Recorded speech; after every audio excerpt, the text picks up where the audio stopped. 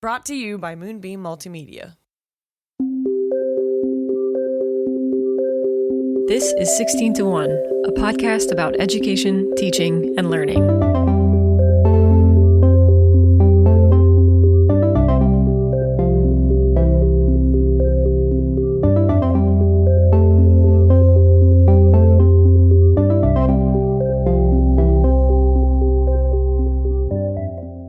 Hey. How have you been? So good. How have you been? I'm good. We're coming up on the end of the year. Are you in the end of semester crunch with grades and finals and midterms and stuff right now? Just prepping for the next one. Okay. I did want to check in. So this episode, we are talking to Dr. Brandi De La Cruz, who is the 2025-2026 Tennessee Teacher of the Year awardee. Yeah.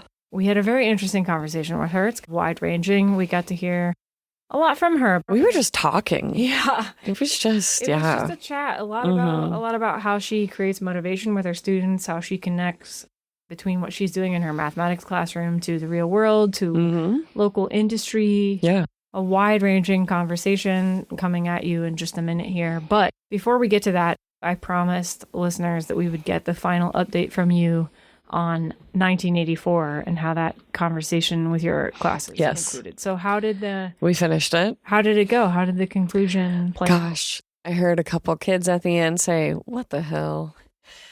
And my co-teacher and I just lost it. And then it was, "I wish he would have died." Oh. Then it was, "Well, isn't he dead?" Yes. Okay. Yes. They wanted Winston. Then it was like, the conversation is like, is Winston better off this way or dead? And then the argument was like, some kids are like, well, death will be his freedom and things like that. Very interesting. Some kids think that Julia was a member of the thought police the whole time. Yeah. They wanted to know more about her torture and suffering in room 101. Yeah, it's kind of nondescript. It is. And I think that's what kind of leads them also to be like, is she a double agent? Yeah. So that was really fun. Most of them were mad. They said we didn't end up anywhere different than where we started, which I thought was really interesting. I had like stuff prepped and like thoughts in my head, and I didn't even need them because they were just like, what? One girl says, "Is there a 1985? Because I want to know what's next." Like So they were worked up about it. Yeah, they were bothered. Good. They were very much like, we read almost 300 pages for this, and this is what we got. And they were a little bit frustrated. So it's a frustrating tale. It is a frustrating tale, and it was a lot of like, this can't happen to us, and this would never happen today, and things like that. And so those are some of the things we're going to be still diving into. My co-teacher and I had a real kick watching them. I missed it, but at one point, I guess, two of our girls were like sharing a book and like just reading it together or listening together. And like when they were torturing him with the rats, they like grabbed each other's hands and were like shocked. And so my co-teacher was like watching them, enjoying the like surprise of it. I'm glad that it's a book that can still make such an impact, an emotional impact. Yeah. My kids are seniors and we listened to the audiobook. And so it took longer than I wanted it to. And it was just kind of some scheduling stuff. And I hadn't taught it. So the pacing is new to me too. So lots to think about for next time. But I am already imagining what we can do next. And we're going to watch WALL-E and kind of talk about like the dystopia and utopia of these things, and finding utopia in places where you might not. And so kind of like the proles, you know, they kind of do have this little beautiful utopia in their weird little world, which is a dystopia. So we're going to wrap it up with that and kind of give them a chance to start digging into that a little bit more, which I think will be fun. So, you know what? If they're mad after reading a book, they were paying attention. So it's not a loss. Because you have to pay attention to be mad at it. You can't be mad at something you don't, get or understand or know or something like that. So even for the kids that were like, why do we read this? I'm like, good, you're paying attention. I had one student, he's been mad for a long time about 1984. He has not let us forget it. He has not suffered in silence, which is fine. He was just like on one today. Like he was mad. He was like slamming the book around, like all of it. And I was just kind of letting him have his moment. And he was like, this wasn't fun. And we were like, was it supposed to be? And I had him as a 10th grader. And I was like, was Of Mice and Men fun? Was these other things fun? And he was like, yes. kind of, compared to this. I was like, that's fair. And I think it's, for my kids to have gone from reading George and Lenny from Of Mice and Men, who are just like the most lovable characters, to then Winston Smith, who is not a lovable character. They don't know what they're actually speaking to, but they're speaking to connection and things like that. And so I think there's something good to say that you're not connected to Winston Smith. I don't think I want you to be in that way. But it was a really interesting conversation. Like, should we always enjoy reading? And do you have to enjoy the reading for it to be a good book or whatever? And my class was like very split. Like, yeah, we should have fun reading and we should enjoy it too. No, it's good to make you think and you don't have to love it. And then they brought up like, well, I love to read about the Holocaust, but I don't love, and so it was really interesting. So, cool. Well, thank you for letting us tune into that journey a little bit. Yeah. It's been fun to kind of live some of that as you're going through that. Yeah. I'm happy it's over. Real quick, a couple of announcements. This is our last episode of this season of 16 to 1. So thank you for tuning in. We will be back in January of 2026 with new episodes. Please enjoy your holidays. And in the meantime, if you want to stay up to date on the latest news, information, workshops, offerings, resources, everything like that from Moonbeam Multimedia, that is us, go ahead and sign up for the 16 to 1 podcast email newsletter. You can do that at our website. We'll talk to you in the new year, and thanks for listening.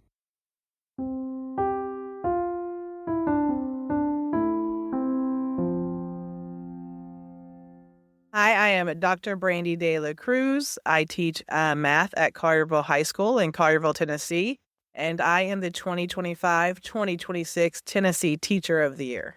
How fun is that to say? I know. Is that so fun? It's like perfect.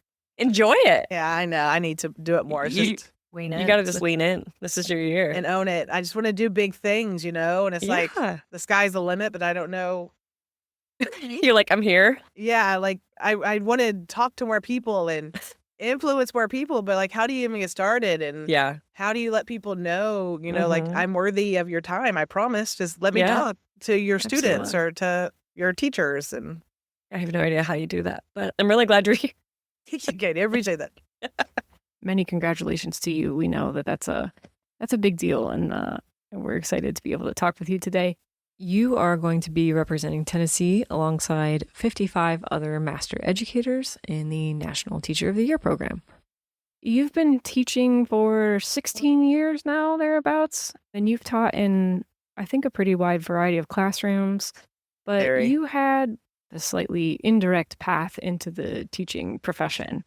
I'd love to hear from you how you ended up teaching high school math as someone who's maybe, I think you described yourself as not a math person, and also not at all. Also maybe not even a teacher kind of person at first. Yeah, no, that was never my dream. If you would find 16, 17, 18-year-old Brandi and say you're going to be a teacher one day, I might have died, had a stroke right then and there. That's it? Yeah, because I would have thought you were lying. No, I wanted to be Martha Stewart. My whole life, I wanted to be Martha Stewart because growing up in the 90s, she was cool, man. She's still cool, let's be honest.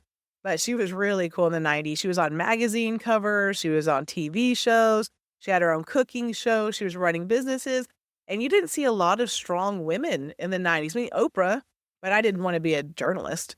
So, it was Martha Stewart for me. So my undergraduate was in business administration because I knew business meant money. Business meant owning companies, right? Business meant being a boss. I would love to be a boss. What?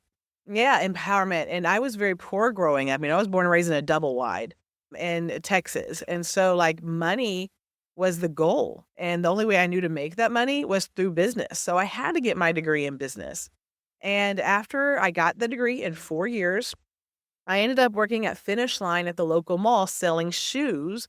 Because I know this is shocking, not all the businesses wanted, a redneck girl from Texas that only has a 4-year degree in their businesses running things. It shocked me as well. And so I ended up as manager at Finish Line selling shoes at the local mall. I didn't hate it, but I didn't love it.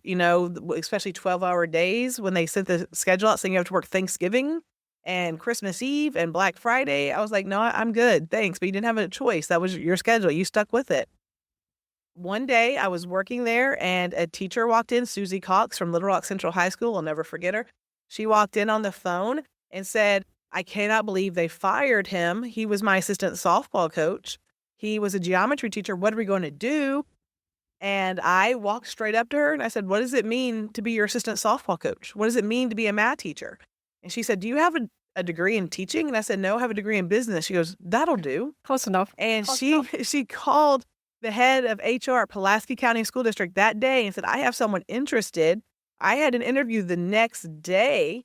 And I got hired the day after that to be an interim math teacher and assistant softball coach. That December, I enrolled at the local university to get their MAT degree, Master's of Art of Teaching degree. And that was all she wrote. If Susie Cox would have walked in that day saying, oh, we lost our economics teacher or we lost our art teacher, I'd be doing economics or art right now. But she walked in and she said, we need math. And I was there and I'm now in the math classroom. And that'll do. That'll do.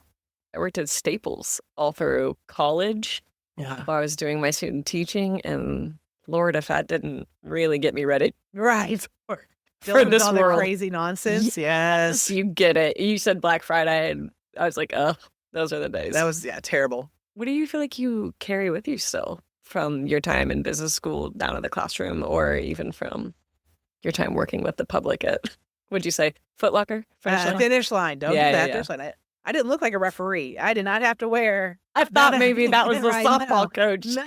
I thought you were looking like an elf. The white and black stripes, that was not me. No. All right, my bad. Well, that's where I fell in love with like teenagers because all of my employees were teens, right? I was only 21, 22, fresh out of college. But everybody who worked there were 17, 18-year-olds in high school who just needed a part-time gig.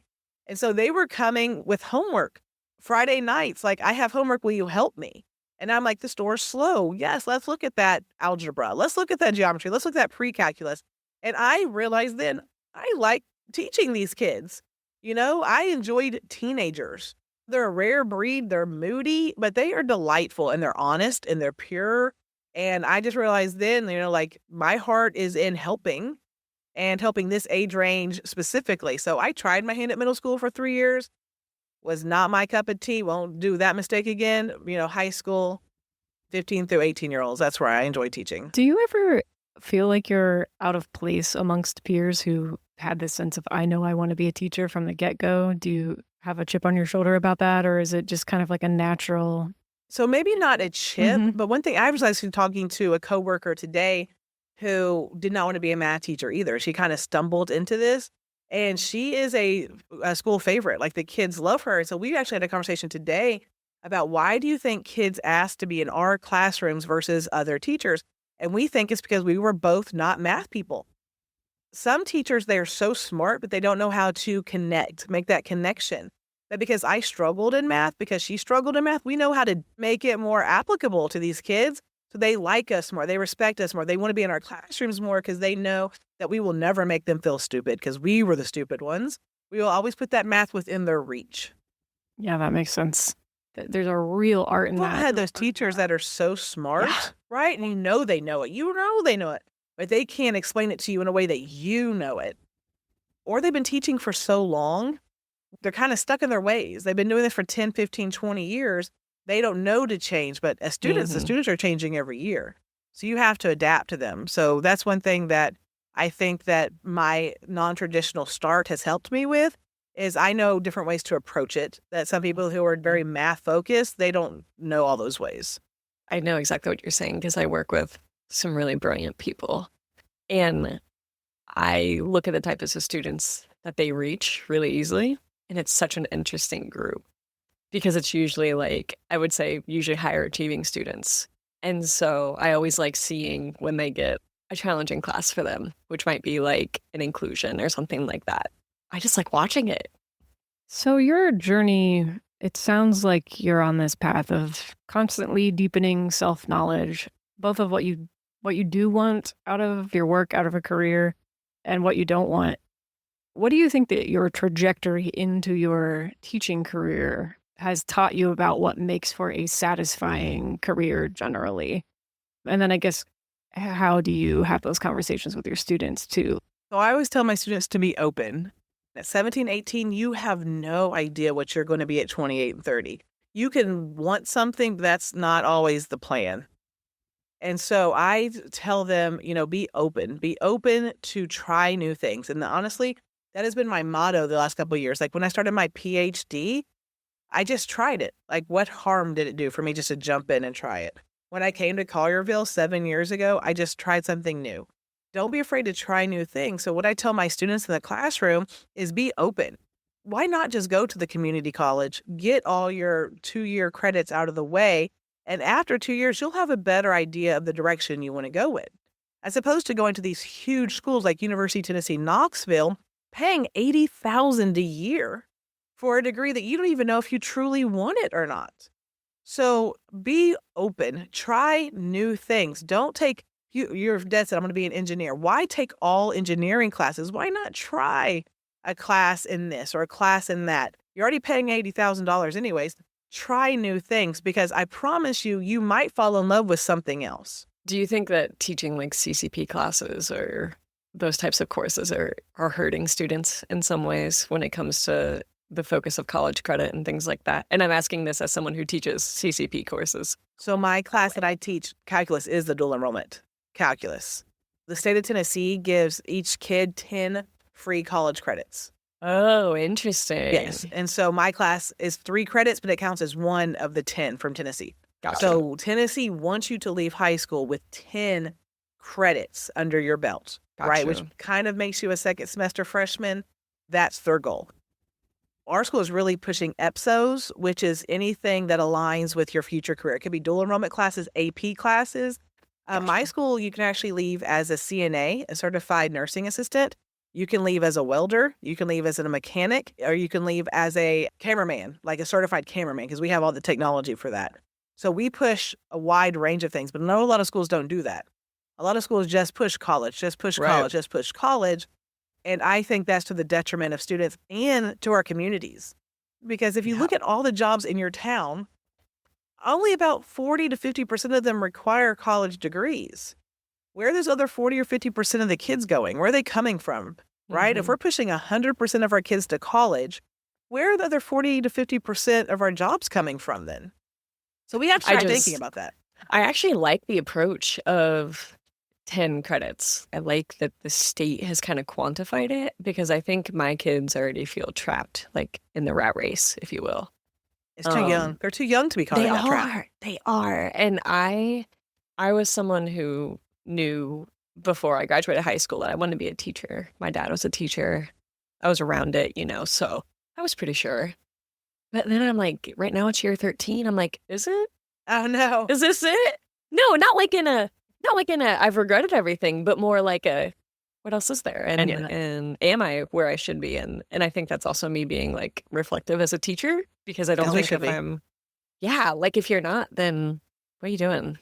Like I should be sure this is where I need to be. So because you're impacting 90 to 180 kids every year. Yeah. So if you're not sure of the position you're in, they see that. These kids are smart. They know. They'll tell you. Oh, in a heartbeat. They're such bullies. I texted Chelsea yesterday. I was like, can I come home yet? They're so mean. They are so mean. No empathy. There's no empathy there. Zero. At all. Yeah. They're like shredding your outfit.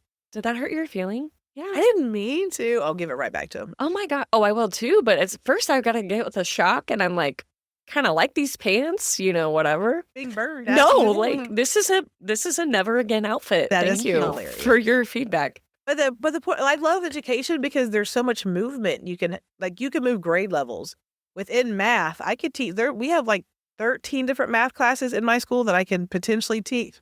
I can get an admin degree and become a principal or a supervisor if I wanted to. In education, you're never stuck. I never feel stuck. And that's one thing I tell my friends, like, try new things. You've been teaching Algebra 1 for 17 years. Try geometry. Try Algebra 2. Freshen up a little bit, I totally changed everything this year. And some days I'm like, regret. And some days I'm like, this is good for me. I probably didn't have to change everything all in the same year, but, let's just do it. Why not? Go for it. You mentioned local ties to business and industry leaders. And on our intro call, you also told me that you had, I think, recently joined your local chamber of commerce. Is that right? I would love to hear more about that relationship and kind of how you're bringing that relationship into your classroom. So I started, I think happened like 2 or 3 years ago. I got tired of kids asking, but when will we use this? Like, this is so stupid. When am I going to use this? And they asked that from algebra all the way to calculus. Like the smartest of the smart kids, they're asking, when do I need to use derivatives? And honestly, I got tired of hearing it. So I went out and I talked to some community members and I said, hey, when do you use math? Just be honest. When do you use math? And some of them looked me straight in the face and said, when I cash my paycheck, I use math. When I, as the boss, when I write the paycheck, I use math. But other people were brutally honest. They're like, I use math almost every day as a cameraman for the Memphis Grizzlies because I have to figure out the lighting to my camera to the person and do a degree. Like, I use geometry all the time. And then a construction worker, he said, I use geometry all the time. And so I'm like, okay, college jobs and non-college jobs are using math. Why do these kids not know this? And so for every lesson I teach, I have a but when will I use this section. It's kind of a unit that's embedded in everything I teach. So when I'm teaching quadratic formula, the quadratic equation, and I know a kid's going to say, this is so irrelevant. Like, when do I need to know this? I pull out, hey, guess what? I talked to our local AAA baseball team as the Redbirds. I talked to an announcer at the Redbirds, and he said that they used quadratic formula before to figure out the height of the baseball off the bat to determine how high it went. They used math as a baseball announcer. I love that. Stats. And I'm a baseball fan, huge. All this math is in sports, yes. And that piques their interest that maybe they can use this on the soccer pitch or on the baseball field.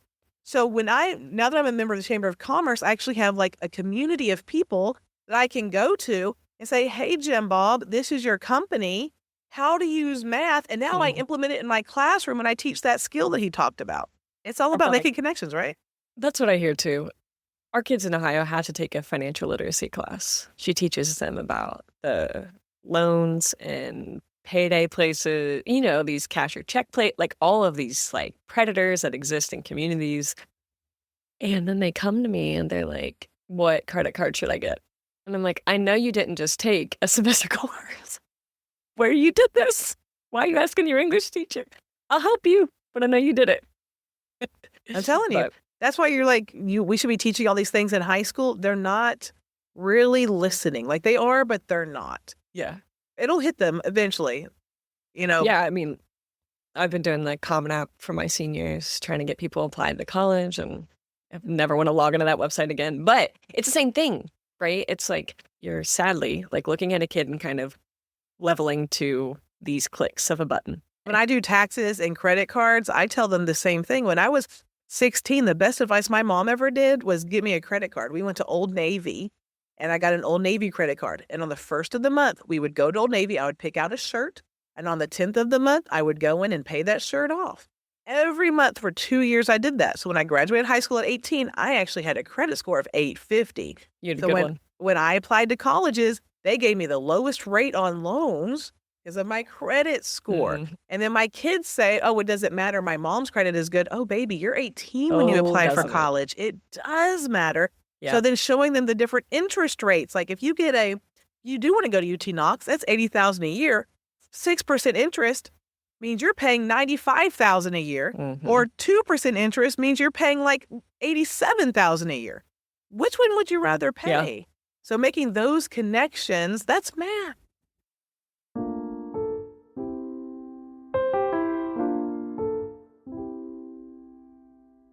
A teacher shortage contributed to you being where you are today, as you told us.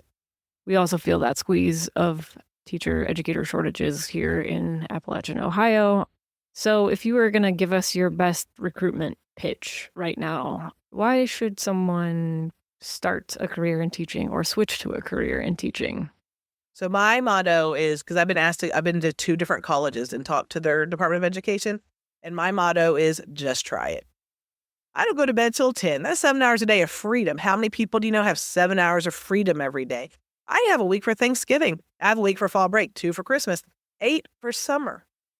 I don't know any jobs who make as much money as we do getting all those breaks off. Plus, I've made some of my best friends here. My baby's godmother is at this school, okay? Teachers are amazing people. The community you're going to make, the camaraderie you're going to make, this is it. You will never find a job with people as awesome, as empathetic, as friendly as teachers. Mm-hmm. Why not try it? And let's say after 2 years, I know teaching's not for me. Then fall back on your bachelor's degree. You have it. But after 2 years, what if you fall in love with teaching? What if this is where you were supposed to be after all? You have a great retirement, exceptional Medicare. Like our insurance in Tennessee is exceptional. Mm-hmm. Our retirement's exceptional. Try it. Just try it. Give it 2 years. Now that I'm teacher of the year, I've been approached by jobs from everywhere. Like, don't you want to do this? And I'm like, no, I don't. You know, I just got the award for this. I know.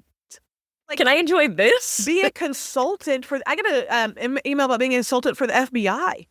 What does the FBI want from me? Like, I can't run. You should find out.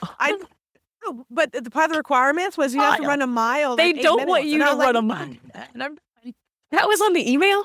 No, it was like I clicked the link for like the job, and it was like run a mile in 8 minutes. Be able to do this. I can do everything but the mile. I was like, I'm done. No, delete.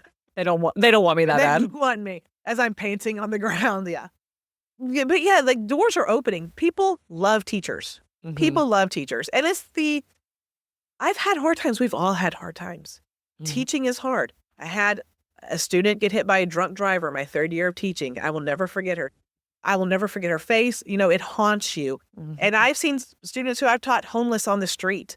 Mm-hmm. You know, you can't help them all. But good God, when a kid comes to you 5 years later and says, I'm a math teacher because of you, or a kid comes and says, you know what, my kid's middle name is Lee because your middle name is Lee, and I wanted to make sure that you were in her. I love that. Right? You will never have a job that impacts the world the way teaching does. I feel like that's the greatest responsibility. It's the pressure that comes with it because, you know, you have bad days and you're still, you know, Mrs. De La Cruz or whatever. I'm Miss Day. Like, you just got to, like, put on the game face and... Yeah, we're actors. We're great actors. Oh, we got to be. We have to be. Yeah, and they'll know. Like, the kids, like you said, these high school kids, they know. Are you having a bad day, Dr. De La Cruz? I am. They're like, do you want us to be good today? Yes, please. Thank you. Could we just? Yeah, right. I come in with 2 coffee cups. They're like, oh, it's one of those days. I'm like, yes. So they know. They pick up. They do. Would you say that, where do you find the most responsibility or something like that? Like, is it the relationships? Is it? Yeah. Like, let me be so honest with you. And I know this is probably an unpopular opinion, but who cares about the test scores? I hear you. Right. I mean, I do when they come out. And right. Because I look and make sure I got the top scores. We're guilty. We're all guilty. Good for you. I'm a state tested teacher too. So I'm like, I care because I want my kids to graduate. I do care. Okay. I get that. But at the same time, I'm with you. Our scores are so curved, our EOC scores. So they're 15% of our kids' grades. 15%. But you only have to get 5 out of 40 questions right to get a 50. That math ain't mathin'. No. But because it's curved so much, they don't want that test score to make them fail the class. They curve it. So if the state cares that little about the state test, why should the teachers? I want to ask about that. We have this like metrics all the way down attitude about evaluating teacher performance. And we've got all these state departments of education grappling with these metrics that are really focused on college enrollment, it might be in some cases, or completion rates, or indicators of success that might... Our report cards for the schools. Success metrics that might not be the most timely or relevant or helpful to those who are trying to make education better. So how do we redesign our success metrics to value what we all think we need to be valuing already? And again, unpopular opinion, I think it's because we are trying so hard to please the parents that we aren't doing what's best for the kids. Why are schools across the country pushing a 95% graduation rate when 12 to 18% of seniors can't read? So you're telling me that we just push 7 to 13% of kids who can't read across the stage? Why? Because their moms wanted to be at graduation because they sent out their graduation tickets?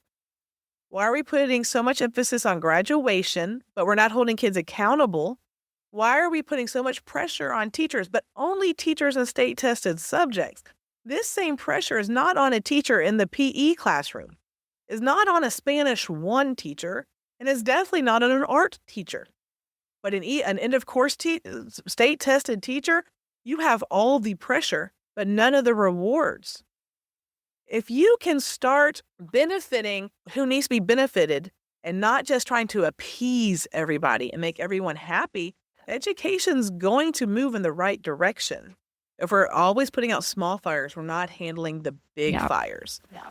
Okay, since you're state tested, Katie, you understand, we get money and stature and status based on our test scores.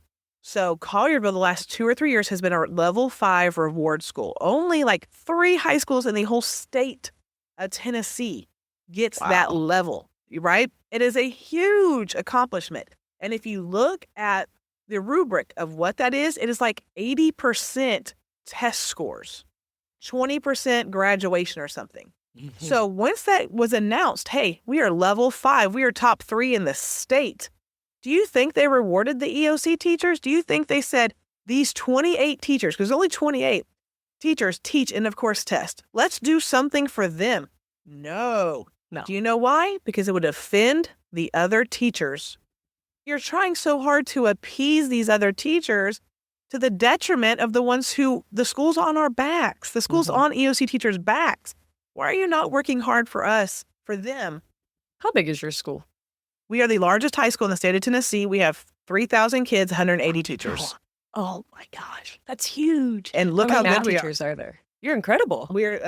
28 math teachers. Oh my gosh. Our graduating classes are about 140, 140. Well, when you were like, we have welding and stuff, I was like, oh, this is a different sort of environment there. We push CTE because this school recognizes not everybody's college bound. Unfortunately, it's just not across the nation as it should be. Yeah, you started to talk about it there. The funding and the prestige, they follow certain kinds of programs. I'm curious about how you think the funding model is creating a focus on, well, I guess I don't know, maybe that's the wrong way of asking it. Is the funding model creating the wrong focus? See, I don't know if we got any monetary reward for being a level of a reward. I truly have no idea. I know we get money for attendance, obviously, but that just goes to pay for teachers. But truly, I mean, I got teacher of the year. I got $3,000. That's all I got. So I don't imagine them really I don't think most states put money into success. I think they throw money at the bad schools to try to help. Yeah. But I don't know if throwing money is the best way to do it. I think sometimes that's misguided as well. I went to University of Arkansas Little Rock on Tuesday, and I spoke to a panel of like how to help their education department, like what to do with that. And it's all about just making teachers look better. Like, what can we do to make this program, this profession prettier? Like a professional glow up? Yeah. I love that. A professional glow up. Yes, beautiful, Chelsea. I love that. Professional glow up.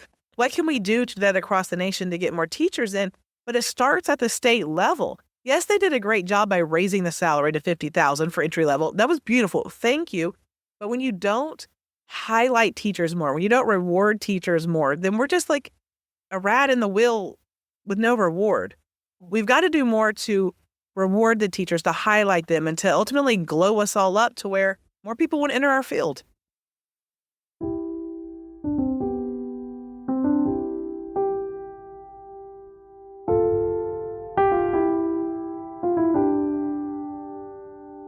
I don't know a lot about teaching in Tennessee, obviously. Neither do I I. teach in Appalachia. Okay, so we're on the same page. Do you feel like there's a push to like go be successful somewhere else and come back? Or do you feel like there's a push to push kids out or keep them in? Because I feel like since I've been teaching, it's kind of gone back and forth a little bit.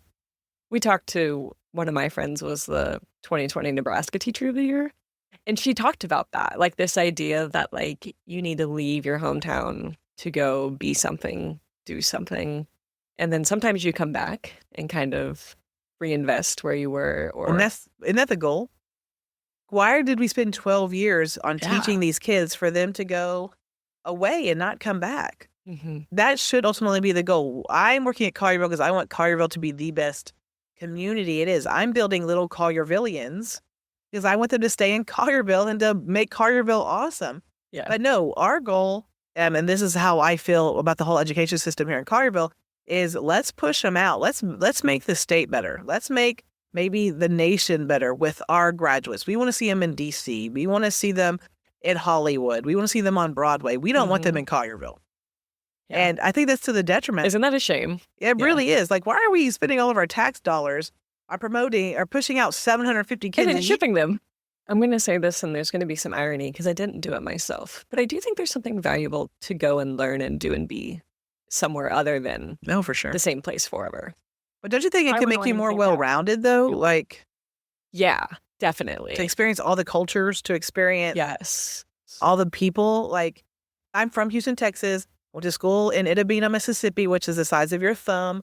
I lived in Little Rock. Now I'm in Memphis. So, like, I've seen the South. I haven't lived in the North. Mm-hmm. So, like, I feel well-rounded, but in the whole scope of things, I'm not compared to a New Yorker or a Californian. Yeah, I feel like I know that there's some irony in me being the one to be like, I think it's good for you. And we have a couple of teachers here who graduated here, and they're back. And, like, I love that. But they left and came back. I was really emotionally connecting with you as you were talking about how wonderful your coworkers are and things like that, because the greatest people I know are my coworkers. And many of them are from the area. And so I'm like, yeah, look at us, homegrown. That's what I tell all new teachers is don't be a turtle. Yeah. Right? That's my motto. Like, you are not an island. I think that's why teachers leave after 2 to 3 years, because they don't find their people. And they say, teaching sucks, let's leave the profession. No, try a different school. Yeah. Maybe your people aren't at your first school. Maybe your people are at your second school. Or maybe your people aren't high school people. Maybe your people are middle school people. Fair. You know? But, like, this is my people, right? My baby's godmother's here. 2 or 3 of my best friends are here. You know, these is your family. And that's everybody I know who loves their job says the same thing. So there's got to be some connection, right? Between happiness and your people. Well, and I know, like, I'm in charge of, like, the student council and a bunch of this other, fluff that, of course, teachers get. And one of my best friends and I are co-advisors. And I had a student tell us during homecoming week that we looked like we were having the time of our life. As you should be. And I was like, that's the best compliment. Because they're looking at all of us thinking, how goofy that these teachers are enjoying tug of war, whatever it is, But they see us and they follow our lead, right? If we're happy, they're happy. Like, if we're grumpy, they're grumpy. Yeah. And so I do, even though I'm like, ugh, I'm tired and I don't want to go to work, I, like, come home and I laugh so much. And I have enjoyed so much. And, like, today, I had my coworker, my co-teacher, jumped in through a window dressed as an ape to scare my kids during an Edgar Allan Poe story. What's better than that? So I do agree with you that there's, like, this, you do want to send them out, but I want to keep them all together. I know. And next week we have Teacher Spirit Week undercover, like the kids don't know. I love those. And so I'm so excited because I'm in charge of the morale committee, so I plan all the things.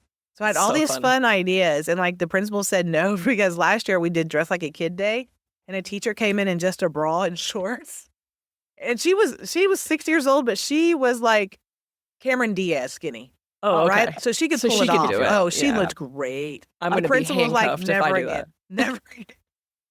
And then anything but walking day, and you bring a pogo stick or a scooter or Haley's. Teacher broke their ankle, so they can't do that. Okay. So it's like trying to fight, but it's fun, and teachers look forward to it, and it's a great way to bond over how stupid and silly we are. And the kids see us being stupid and silly, and they're happy. They are. And they'll meet you when you're willing. Yeah. If I'm being dumb, not dumb, but, lean it's almost in, vulnerable. Whatever. It really is. That's what it is. It's a willingness to show that you're a human being too, and not, we're in this weird kind of artificial environment where we're all following social rules and being polite and, like, trying to be productive. But we need those moments where humanity kind of crashes through and says, hi, this is fun. You're allowed to laugh. You're allowed to be caught off guard. You're allowed to, Math is hard. You're allowed Please to look cry. ridiculous. Please cry. Me as an adult, still crying. No, I tell my students, like, I get paid per tier. So feel free to cry as much as you want. Like, it's more bonus money for me. No, this is worth it. Yeah. Life is hard, guys. Being a teenager these days is hard. So when you as a teacher can relate to them on that level and show them that your life is hard too, it's not just roses and berries. Yeah. They and like you differently hard. Yeah. It's a different hard, but it's still just as hard. Yeah. I agree with you. But it's hard to remind myself that too. Yeah. Like, on the other end. Yeah, I'm you don't know what like, they're ugh. going through. Yeah, I had a yeah. kid last year. He missed 3 days of school. So I messaged him on the Remind app. And I was like, dude, you missed 3 days of school. We have a test. What's going on? Mm-hmm. He's like, oh, I walked in on my mom dead in bed Monday morning. She had a heart attack and died. And I was like, no counselor told me, no admin told me. Like the kid had to tell me. He's like, but don't worry, I'm coming to school tomorrow. No, you're not. And I said, buddy, I don't need you here. He's like, no, I need normalcy. He's like, Yeah. we're burying her today. I'm coming to school tomorrow. But nope. But like, if he hadn't told me, nobody else told me. We just have to remember they're going through things.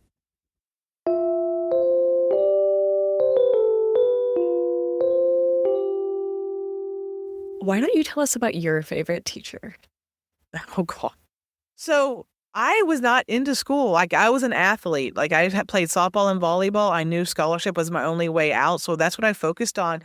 I distinctly remember in government class at the end, like taking our final exam, and it said, what was one of the policies FDR did? And I whispered to my best friend that sat next to me, I said, who the heck is FDR? And this was on the final exam. Like I didn't pay attention. I didn't care.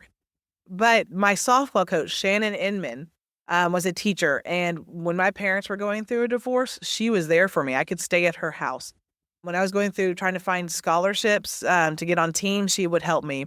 And she pushed me. She was like, you know, it's called a student athlete, not an athlete. And she reminded me that it was student first and made me do my classwork, even though I didn't want to. So, and she showed me how to be human and normal and vulnerable. And she had a baby and I was there for the birth of the baby and we're still in touch. And that's, I want to be someone Shannon Inman, you know, I want, if their parents are going through something, they know they can come to me and I'll be there for them.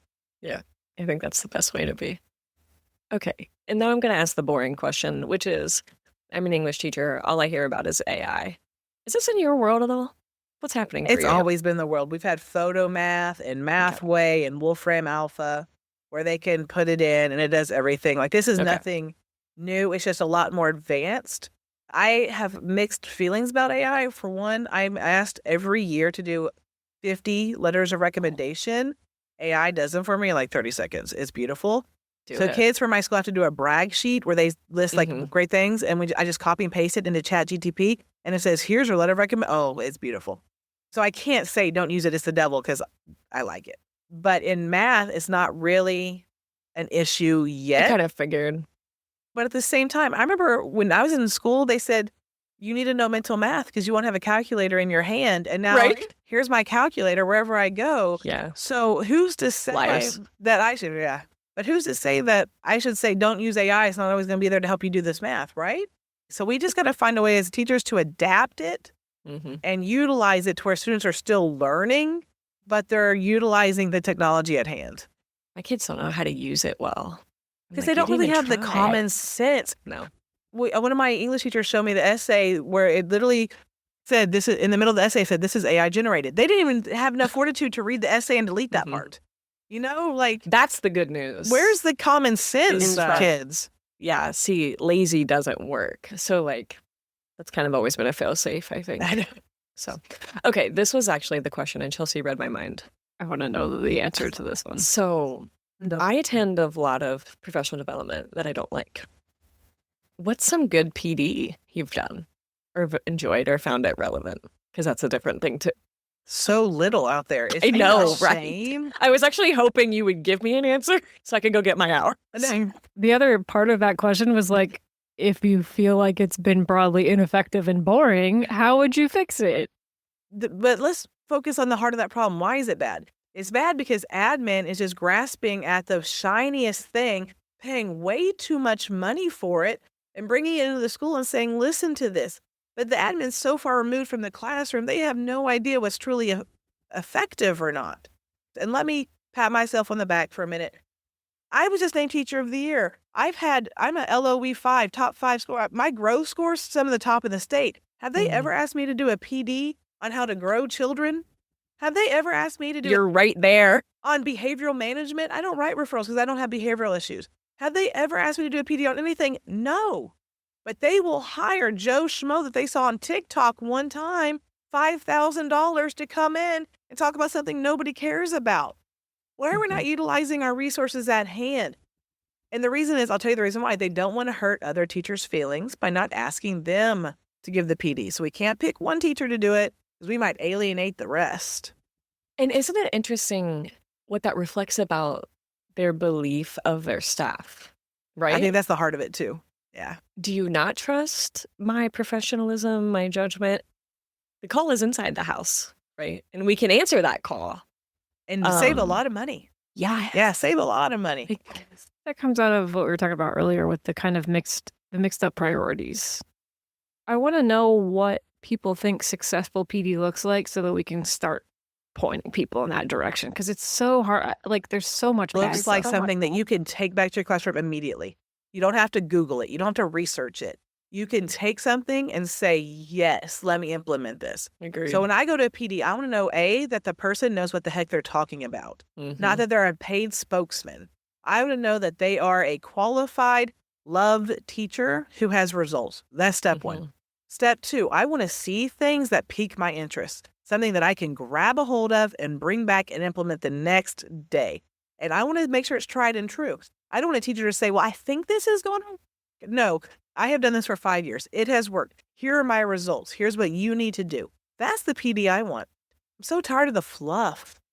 I don't have time for fluff. I'm busy. Yeah. Stop with the fluff. Give me meat. Tell me this works and this is how it works, and let me roll with it, because I'm a professional and I'm an adult. Right. And if you don't trust me with these things, why did you put me here? Exactly. I think the best PD that I've done has been, well, I did Ruby Payne. Have you done any of Ruby Payne stuff? Really interesting socioeconomic professional development. That was probably some of the most important learning I've done. Very thankful for that. But we went to the national conference for English teachers last year. Oh gosh, I love that stuff. I just eat that up because I'm with a bunch of other book They'll nerds. pay you, or you just go by yourself? No, I got a scholarship from the national conference because my school has no money for that. Yeah, same. But that was the best part, right? Because I would scan this QR code of some teacher from who cares where, and I get all of their resources. And the next day I'm literally like, look at this PDF. It's exactly what you said. Okay, last question. Any book resource recommendations for fun, educational? What are you into? Do you have time for fun? No, I have a 2-year-old. Okay, so you're not having any fun. Bluey? What is This it? is a no fun in zone. my house looks like Paw Patrol. Okay. That's fun, and we're learning That's to it. count. And I just tease my students all the time. Like, your mom was doing Twinkle Twinkle Little Star. I do the Pythagorean theorem and quadratic formula with my son. He doesn't get Mary Had a Little Lamb. He gets A squared plus B squared is C squared. He's ready. You got to keep them on their toes. But yeah, C Spot Run. That's been one of my Okay. big books lately. Classic. So for teachers, right? Because a lot of us don't have the time to sit and read. One, podcast. Like, let's promote 16-1. Okay, like the podcast. They're out there. You just have to find them. But two, and this is an avenue I'm thinking about getting into it. But like the blurbs, the blogs, Jerry Brooks, that principal, he is phenomenal, and he's educational. He's not all fluff. He's teaching too. Like, so to get in that world, I think teachers just need to find that too. Like, and NCTM. So that's for me, National Council of Teachers of Math. Yeah. They have all their journals. Some of those journals are really good. And I tell all the math teachers here, join a conference, join a council. It's like $20 a year. They send you their journals. You're in their emails. You get to learn really cool stuff. And teaching, we're lifelong learners. And I think we become very stagnant sometimes. Yeah. So we do need to join the councils, like you just said. Go to the conferences and keep learning, or else we're not going to meet the needs of our kids. We do like to end where we share something that we've learned in the last couple of weeks. Katie, do you want to go first? I've actually been, this is so weird. I've been reading a lot about Native American voting rights and how unique the process is for voting on tribal lands.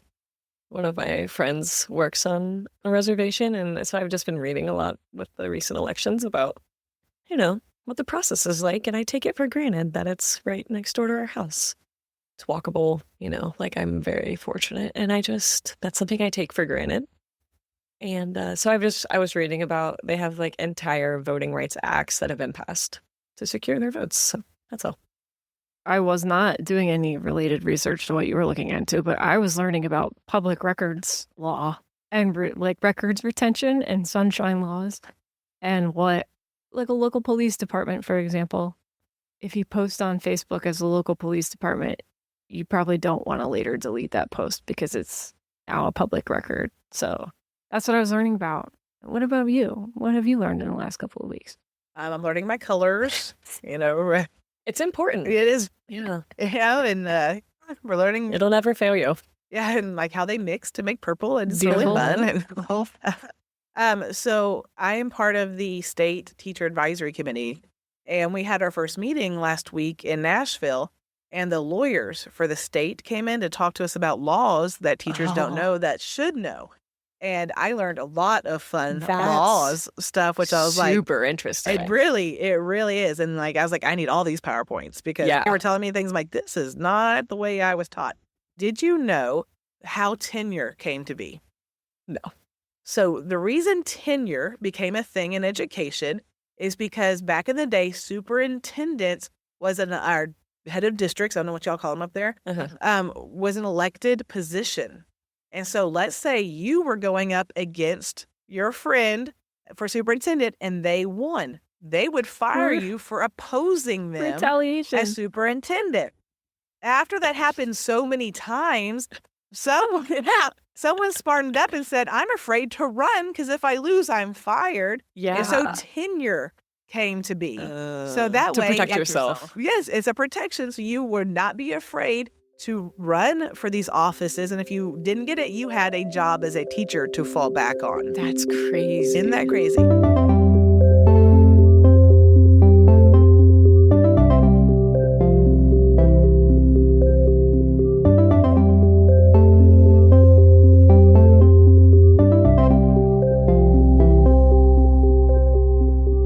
Hello, listeners, and thank you so much for tuning in to this week's episode of 16 to 1. This show is produced by a two-woman team, your co-hosts Katie Day, our lead researcher and social media manager, and Chelsea Adams, that's me. I edit and produce the show, and I also make the music you hear in our episodes. Please consider subscribing to the show or recommending it to a friend or colleague. We love word-of-mouth support. Visit our website at 16to1.com for show notes and resources, or to get in touch with us. 16 to 1 is sponsored by Moonbeam Multimedia, a firm that partners with civic innovators, educators, and mission-driven organizations to help create stronger communities. Sorry, our cat is being a terrorist. I know, I don't keep if you've seeing him seen jumping her. around. She is like, It's Calico. I'm so sorry. She's a no, turtle, she's a tortoise. tortoise. She's such a brat.